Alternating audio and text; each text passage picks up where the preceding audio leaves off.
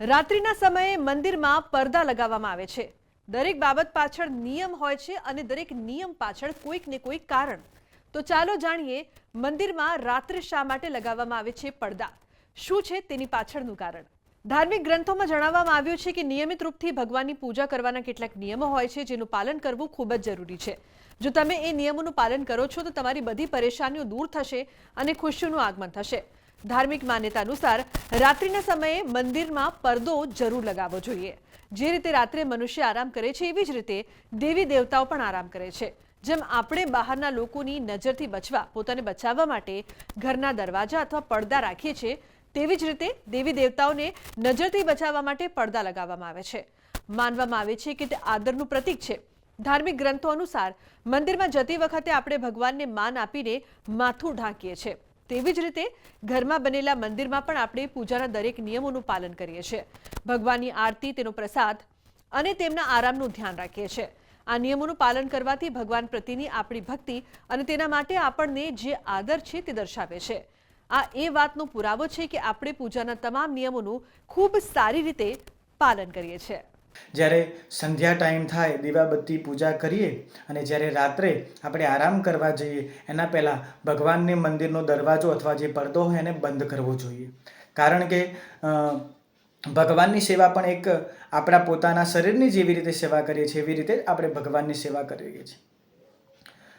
જ્યારે રાત્રે પડદો બંધ કરીએ ત્યારે આખી જેટલી પણ એનર્જી છે એ મંદિરમાં સંગ્રહ થાય છે અને જ્યારે સવારે આપણે ઉઠીએ અને જ્યારે પડદો ખોલીએ છીએ, ઉઘાડીએ છીએ, ત્યારે આપણને બધી જ એનર્જી આપણા ઘરમાં પથરાય અને સારી પોઝિટિવ એનર્જી પ્રાપ્ત થાય છે।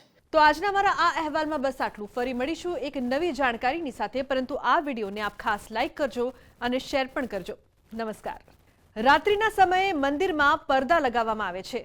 દરેક બાબત પાછળ નિયમ હોય છે અને દરેક નિયમ પાછળ કોઈક ને કોઈક કારણ।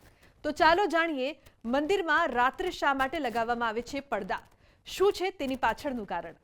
ધાર્મિક ગ્રંથોમાં જણાવવામાં આવ્યું છે કે નિયમિત રૂપથી ભગવાનની પૂજા કરવાના કેટલાક નિયમો હોય છે જેનું પાલન કરવું ખૂબ જ જરૂરી છે। જો તમે એ નિયમોનું પાલન કરો છો તો તમારી બધી પરેશાનીઓ દૂર થશે અને ખુશીઓનું આગમન થશે। ધાર્મિક માન્યતા અનુસાર રાત્રિના સમયે મંદિરમાં પડદો જરૂર લગાવવો જોઈએ। જે રીતે રાત્રે મનુષ્ય આરામ કરે છે એવી જ રીતે દેવી દેવતાઓ પણ આરામ કરે છે। જેમ આપણે બહારના લોકોની નજરથી બચવા, પોતાને બચાવવા માટે ઘરના દરવાજા અથવા પડદા રાખીએ છીએ, તેવી જ રીતે દેવી દેવતાઓને નજરથી બચાવવા માટે પડદા લગાવવામાં આવે છે। માનવામાં આવે છે કે તે આદરનું પ્રતીક છે।